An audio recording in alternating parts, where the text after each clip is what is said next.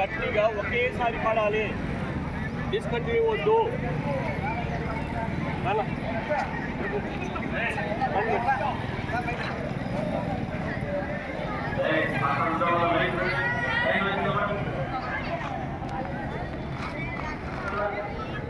పది గంటలు అన్నారు కదా, అందుకోసమే.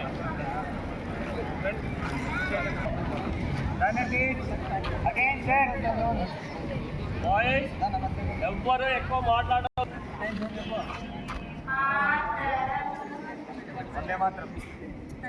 చెప్పు.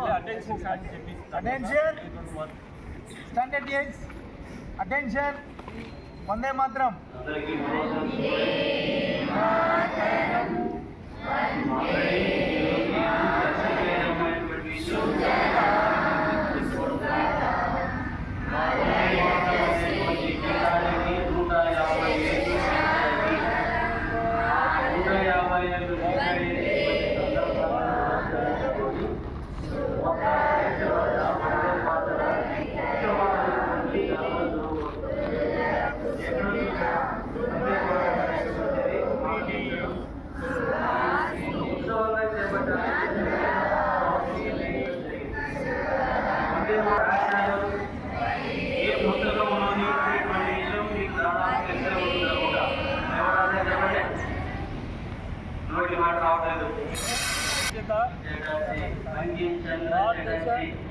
ఏ పుస్తకం నుంచి తీసుకోబడింది? ఏ పుస్తకం నుంచి తీసుకోబడింది? రాసిన పుస్తకం ఒకటి ఉంది. ఆ పుస్తకం నుంచి తీసుకోవడం జరిగింది. ఆనందం అంటాం. ఈ గీతాన్ని గుర్తుపెట్టుకోండి. ఆనందం భారతదేశంలో ఉన్న ఈ వందే మాతరం గీతం రాయబడింది. అది కూడా ఈ వందే మాతరం గీతము ఏ భాషలో రాయబడిన వారు చేసిన విశేషమైన కృషి సంస్కృతం ఈ రోజు 150 సంవత్సరాలు క్రితము ఆవిష్కరించబడినది.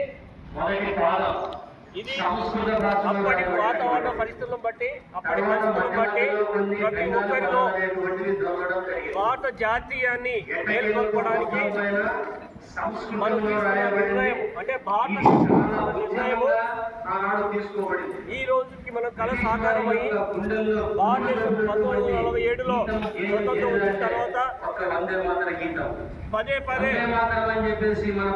అణచివేతలకు కూడా గురి కావడము, ఆ గురి అయిన తర్వాత కూడా కొన్నింటికి నిలబడి మనము మన దేశాన్ని స్వేచ్ఛ స్వాతంత్ర వాయువులతో మనం తీసుకొని ఈ విధంగా మనం నిలబడి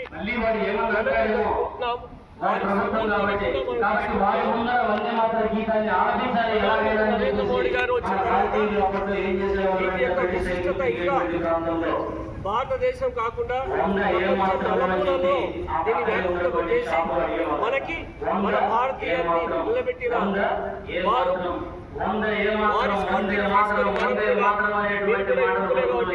తరానికి మీరు తీసుకెళ్ళాలి.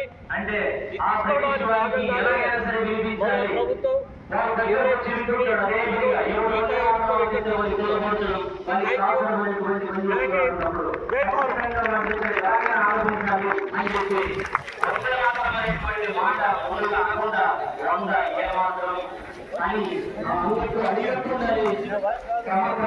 వందే మాతరంగా పరిగణించాలి అని చెప్పేసి వందే మాతరం వందే మాతరం పాడే వందే మాతరికి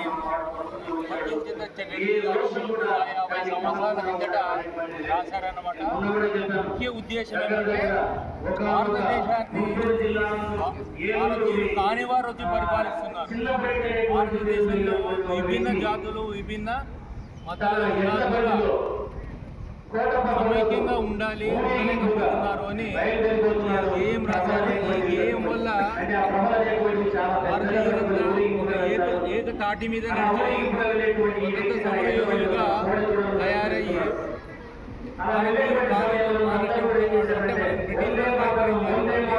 ఎదుర్కొనడానికి ఈ గీతం ఎంతో సహాయపడింది.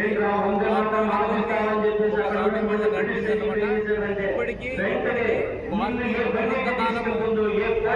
భారతీయులంతా సమైక్యంగా ఉండాలి, భారతదేశాన్ని అభివృద్ధి నడిపించాలని యువకులు చేయాలని, సమైక్యంగా ఉండాలని